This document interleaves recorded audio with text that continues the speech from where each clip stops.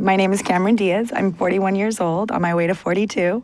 I am an actor in film. I recently just wrote a book called The Body Book, co-authored with a wonderful writing partner named Sandra Bark. And I grew up in Long Beach, California. I live in Los Angeles and New York. I go back and forth, but I like the seasons. And what else do I need to tell you? I think that's it, right? Okay. When people say, oh, I want to be like you, I want to be an actor, I want to look like you, the question I always ask them is why? Like, really, why? And people, and especially America, this idea of fame, that to be famous means that you're successful, that you're happy. It's not about, I don't do what I do because I want to be famous. That's part of, being famous is my job. I am not, when I'm home, I am not, and I'm with my family and my friends, I am not famous. I am me, and I'm Cameron, and fame does not define me. And so if you are looking for fame to define you, then you will never be happy, and you will always be searching for happiness, and you will never find it in fame.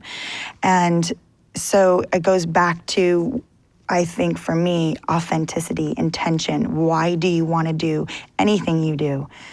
It should not be motivated by something that you think is going to make fulfillment comes from within you, by being authentic to yourself, not chasing fame. I was really fortunate. The education that I got from my parents was really an amazing. I was so lucky to have just the best parents who really trusted and empowered, and they just gave us everything. There wasn't a moment where my parents weren't teaching us. They were always teaching us, very actively teaching us work ethic, how to be a good person, how to treat people, how to be a good human being. Like, that was a very important thing to them. And there was always lessons. And I think that they just loved with every part of their being. They loved us so deeply, and that, I think, is just to know what it feels like to be loved, to know how to love and how to be loved is such an important thing. And they really showed us, my sister and I, how to do that.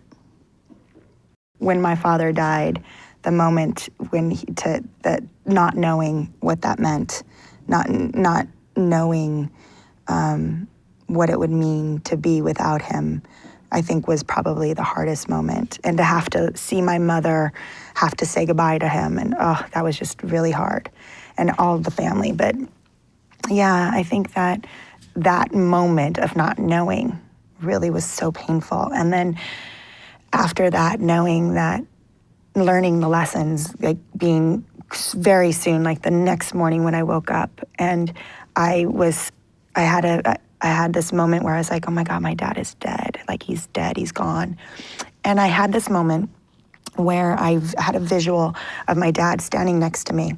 And all of a sudden I looked over and he was gone. And there was this massive hole, this huge, huge hole that was so deep I couldn't see the end of it. It was so dark, it was so overwhelming. And on the other side of that hole was this massive pile of dirt. It was so high, I couldn't see the top of it.